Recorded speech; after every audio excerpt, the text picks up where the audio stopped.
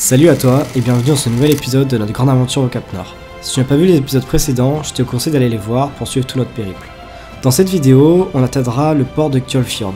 Le port de Kjolfjord est un des ports les plus au nord de l'Europe. De ce port, on prendra un bateau pour rejoindre le Cap Nord. Sur ce, je te dis bon visionnage.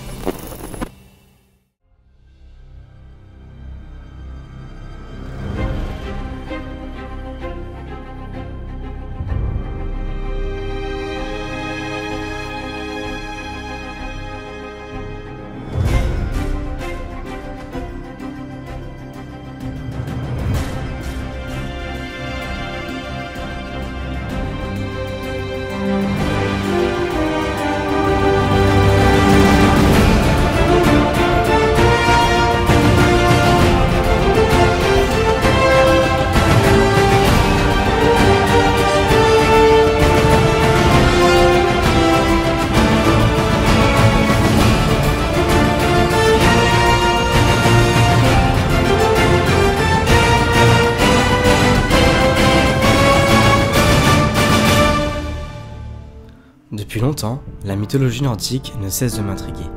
Les pays scandinaves comme la Norvège me paraissent indomptables. Des paysages qui ont su garder un état sauvage malgré l'empreinte de l'homme. Imaginer la vie des personnes d'autrefois me fascine. Cela me vient certainement de mon père, qui étudie et enseigne l'histoire. Devant ces paysages, je ne cesse de me demander comment c'était à l'époque des Vikings. Comment les hommes se sont-ils adaptés dans cette nature si capricieuse, au fil des siècles. On a très certainement tous cette image très brutale des hommes du Nord, des Vikings fiers de partir en mer, espérant mourir au combat pour rejoindre le Valhalla. Avec ses immenses fjords, la mer est omniprésente et occupe une grande place dans la vie de ses habitants. C'est la première fois qu'on en voit autant en même temps. Hey, il nous fuit, hein. Vache. Youhou. Waouh. Dans la mythologie nordique, la mer était autant respectée qu'elle n'était crainte par les hommes. Devant ces paysages somptueux, j'essaye de ressentir ce que ressentaient nos ancêtres face à ce vaste monde inconnu où seul l'imaginaire les éclairait sur ce qu'il y avait par-delà les eaux.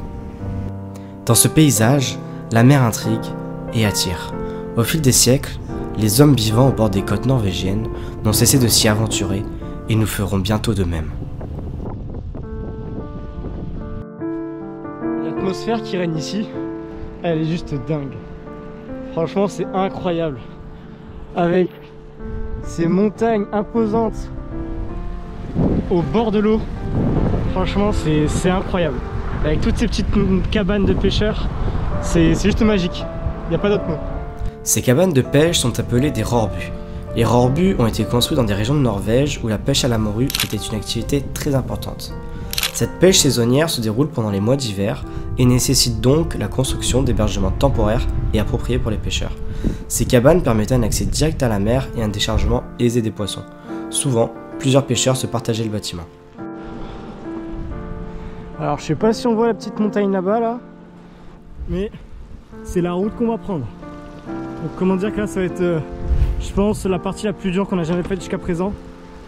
Il y a presque 1005 de dénivelé positif je crois.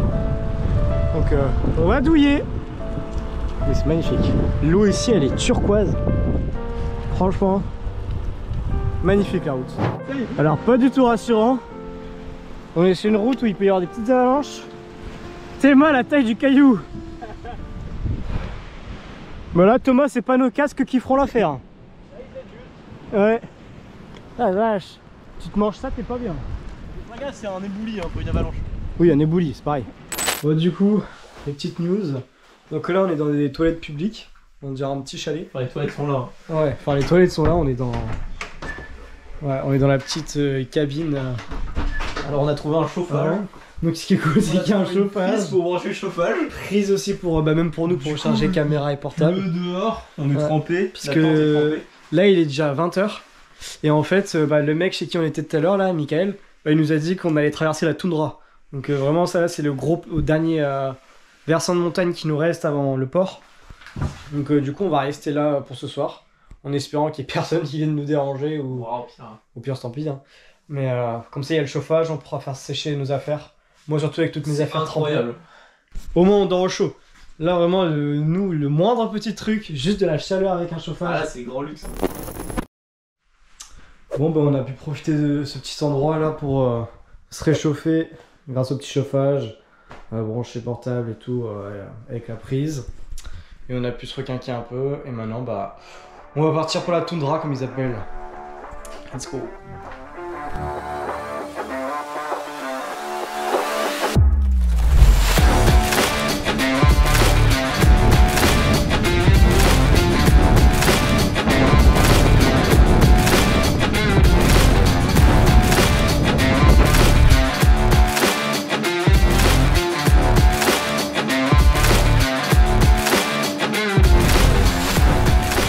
Après avoir commencé à rouler depuis quelques heures dans cette toundra norvégienne, on a recroisé Jean-Marc et Myriam sur le bord de la route. On a pu passer de bons moments avec eux, ce qui nous a redonné de la motivation pour la suite de la route. Bon, ça va Théo? Ah, c'est dur là. On est dans la toundra ou le désert comme certains l'appellent. Comme vous voyez, il n'y a rien du tout. Il y a du vent, beaucoup de vent. Et ça grimpe. Heureusement on peut compter sur les rencontres, sur Jean-Jacques et comment elle s'appelle déjà? J'ai perdu son prénom. Myriam, pardon. Jean-Jacques et Myriam pour nous attendre et nous offrir un petit chocolat, un petit café chaud avec des biscuits. C'est juste incroyable, ils sont formidables. Bon, il nous reste 60-65 bornes pour aller au port.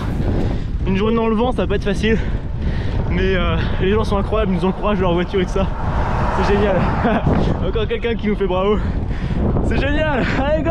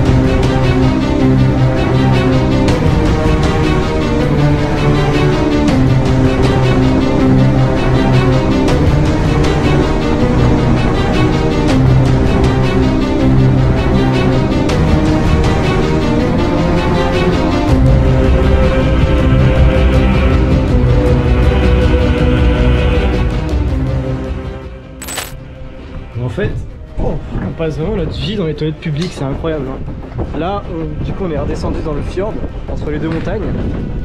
On a une autre à gravir après là. Là, on arrive sur une presqu'île et c'est le seul passage. C'est ça. C'est ça. Ils sont tellement blindés les Norvégiens. Il faut fermer parce que c'est lourd. Oh la vache! J'arrive même pas à faire Les biscottos, ils sont là. Ils sont tellement dans des thunes les Norvégiens qu'ils mettent des radiateurs C'est ça. et la lumière dans les chiottes. Bah, du coup, on va faire. On va manger ici bien. Il fait chaud, on est à l'abri du vent. On passe notre vie dans les chiottes quoi. Avec les radiateurs, ils sont incroyables. C'est génial. Bon, du coup, on va manger et puis il nous reste 40 bornes avant de retrouver Jean-Marc et Myriam ce soir. Ouais, faire un petit dîner avec eux, ça va être sympa. Ouais, et prendre le bateau. On va y arriver, c'est bon. Ah là, bon, après, il reste tant encore un d'efforts. sacré bout. Parce que là, faut quand même remonter Ouais, c'est là-haut. vrai. Donc ça va le faire. Ouh, ça va le faire. Après des émotions, des larmes, Ouais. de la joie. Bon, allez, sur ce, nous on mange. Bon, je t'explique rapidement ce qui se passe en voix off parce qu'il y avait tellement de vent que les micros ont saturé. Donc là, on venait de recroiser Jean-Marc et Myriam. Donc on a passé un super moment avec eux. On est resté 2 heures à parler de tout et de rien et à refaire le monde. Et avant de repartir, le pneu de Thomas était à plat. Mais le problème, c'est qu'on n'avait plus du tout de denrées alimentaires sur nous. Et là, à 3h du matin, on devait prendre un bateau pour rejoindre le Cap Nord. Et il fallait qu'on fasse des courses, mais là-bas, en Norvège, les magasins ferment assez tôt. Donc c'est-à-dire que des fois, à 16-17 heures, ils peuvent fermer. Donc moi, je devais partir à fond pour essayer d'arriver avant la fermeture pour pouvoir faire des petites courses. Ah, ça y est, je vois enfin la ville. Ouais, enfin. Que le fjord, une ville à l'autre bout du monde. C'est bon. Je suis arrivé. arrivé au petit magasin.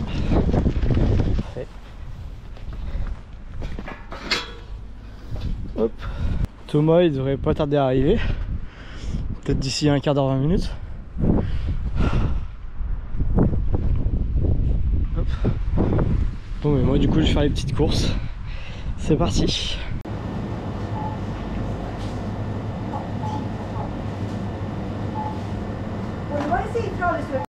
Oh, bah, du coup il y a Thomas qui m'a rejoint là, mais il est parti faire un petit peu de courses.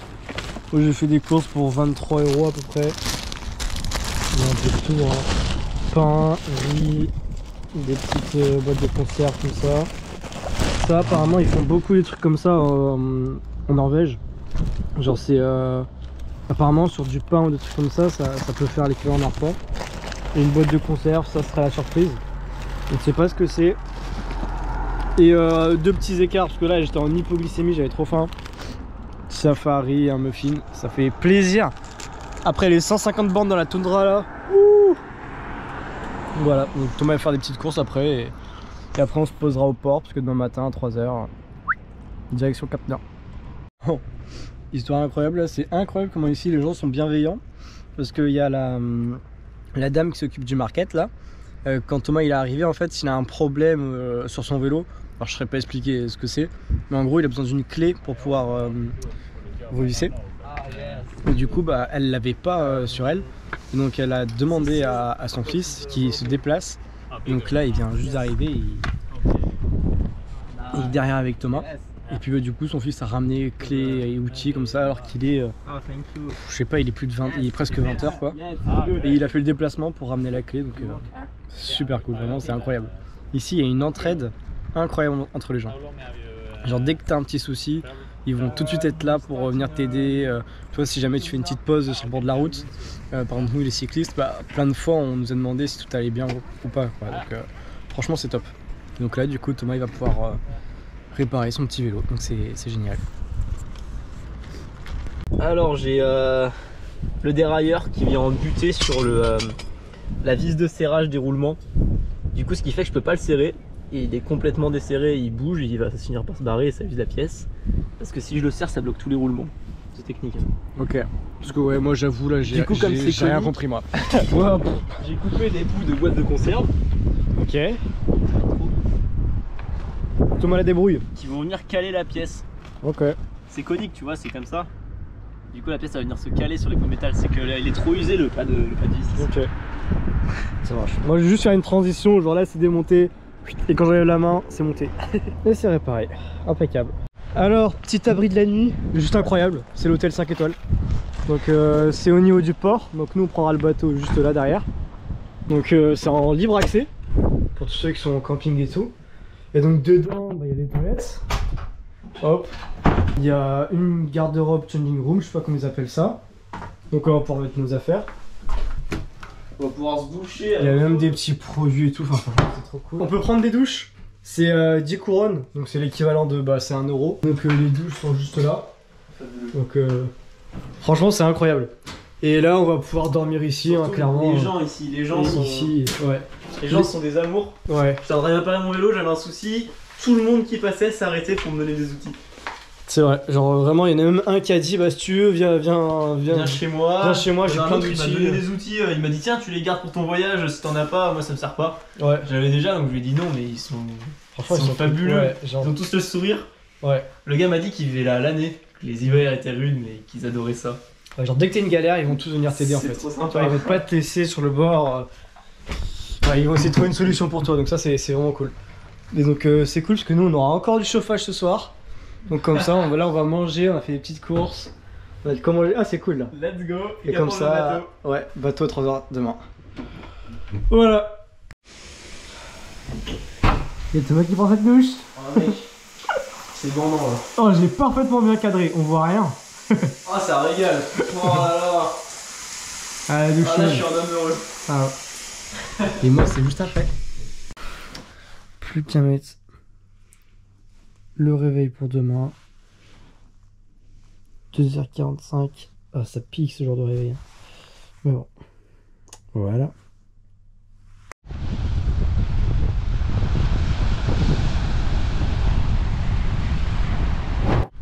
Hop là, joyeux matin.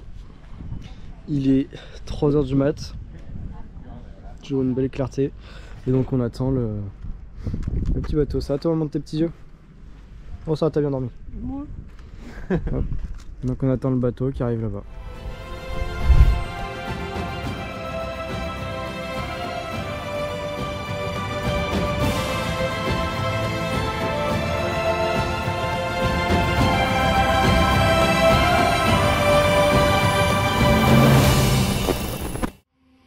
Dans le prochain épisode, on embarquera à bord de l'Hurtigruten en direction du Cap Nord.